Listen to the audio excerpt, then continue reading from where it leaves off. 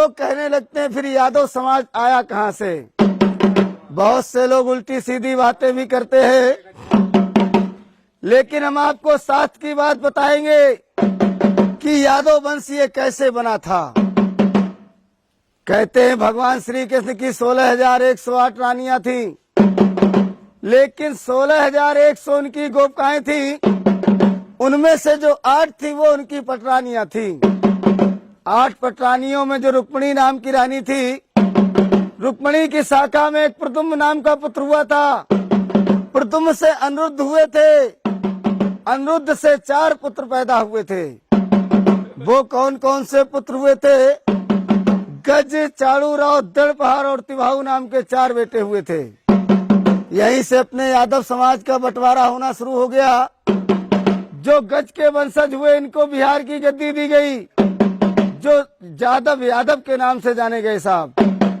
जैसे बिहार में लालू प्रसाद यादव हैं, ये यादव वंश के यादव हैं साहब।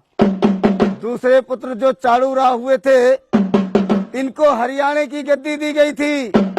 हरियाणा प्रांत में अपने यादवों को राव साहब कहा जाता। वहाँ पर यादव अहीर कुछ भी कहते रहो, यादवों के घर नहीं जा पाओगे।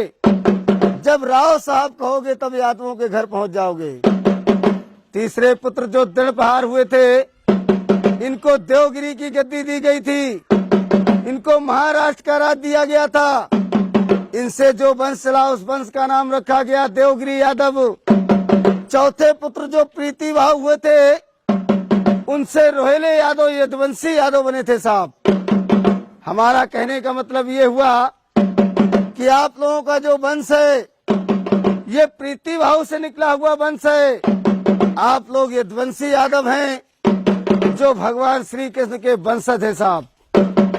इधर भगवान श्री कृष्ण की दूसरी रानी जामवंती थी, जो जामवंत की पुत्री थी।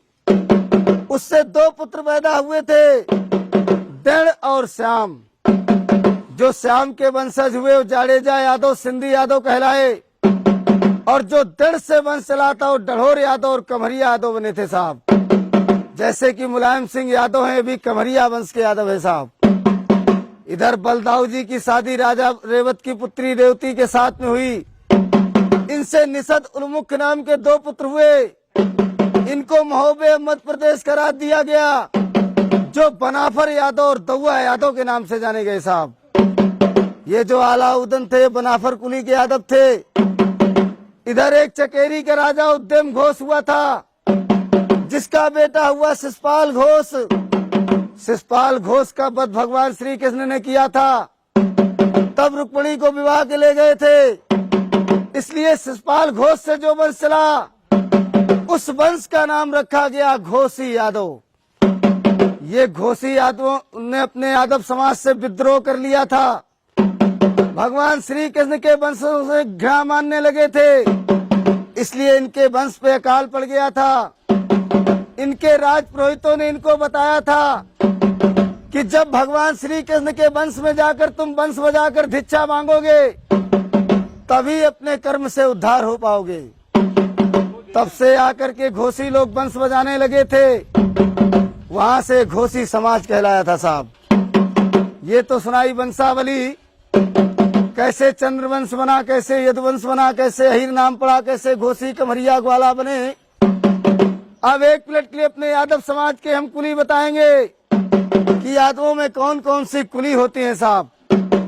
गोत्र तो सभी यादवों का त्रि है, लेकिन कुली सबकी अलग अलग है साहब।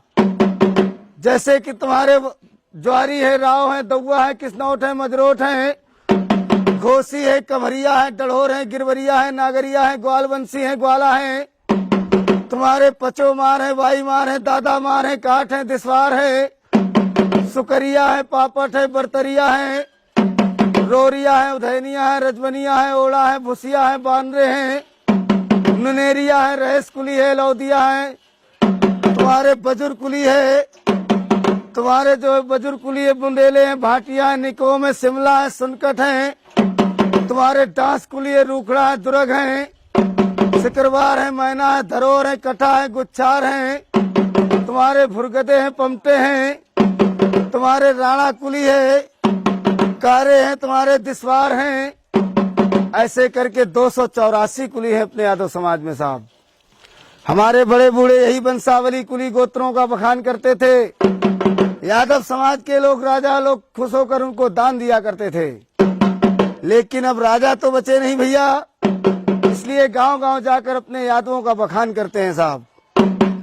1 मिनट के लिए अपने यादवों की पहचान बताएंगे। कहते हैं 4 वेद 6 शास्त्र में ऊंची जाति अहीर, और ब्रह्मा भी तरसत रहे क्यों ना भय अहीर। यादव समाज की पहचान क्या हुआ करती थी? यादव समाज का जो गोत्र है वो त्रिगोत्र है।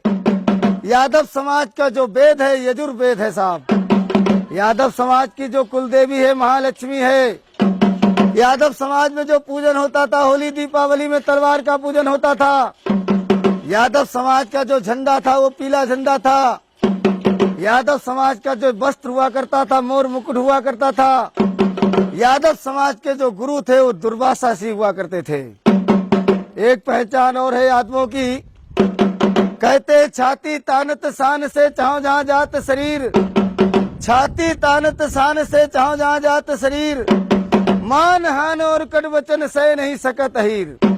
सह नहीं सकत अहीर पड़े चाहे कितनों पिंगुल, सूली पे चढ़ जाए झुके नहीं सिर का सिंगुल। ये विशेष पहचान होती अपने चंद्रवंशी क्षत्रियों में साहब। लेकिन बहुत से यादव लोग ऐसे भी मिलते हैं भैया जिनके